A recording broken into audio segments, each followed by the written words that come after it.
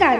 महाराष्ट्रातील विविध क्षेत्रातील बातम्या झटपट आपल्या मोबाईलवर पाहण्यासाठी लगेचच सबस्क्राइब करा राष्ट्रशक्ती लाईव्ह न्यूज आणि सोबत बेल आयकॉन प्रेस करायला विसरू नका. बीड जिल्ह्याच्या केज तालुक्यातील मस्साजोगचे सरपंच संतोष देशमुख यांच्या हत्या प्रकरणामुळे राज्यातील राजकीय वातावरण चांगलेच तापले आहे. या प्रकरणात मंत्री धनंजय मुंडेंचे निकटवर्तीय समजले जाणारे वाल्मिक कराड यांच्यावर मोकोका दाखल करण्यात आला आहे.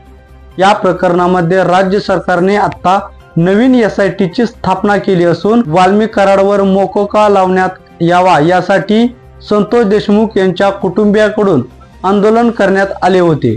त्यानंतर कराडवर मोकोका लावण्यात आला. वाल्मिक कराडवर मोकोका लावल्यानंतर त्यांच्या आई आणि पत्नीसह कार्यकर्त्यांकडून परळी पोलीस ठाण्याबाहेर ठिय्या आंदोलन करण्यात आले होते.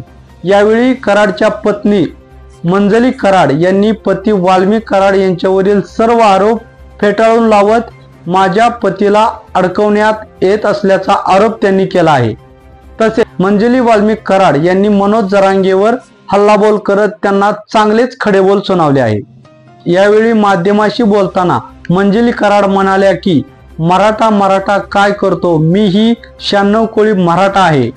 तुम्ही जे काही आरोप करत आहात ते आधी सिद्ध करा. यांना जातीवाद करायला कोणी शिकवला? जातीवादामध्ये आणि राजकारणामध्ये माझ्या नवऱ्याचा बळी दिला जात आहे.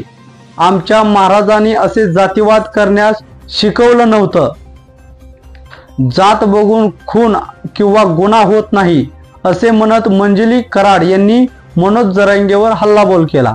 दरम्यान मंगळवारी वाल्मिक कराड यांच्यावर मोका लावण्यात आल्यानंतर त्यांच्या आईसह पत्नी व कार्यकर्त्यांनी परळी पोलीस ठाण्याबाहेर ठिय्या आंदोलन केले होते.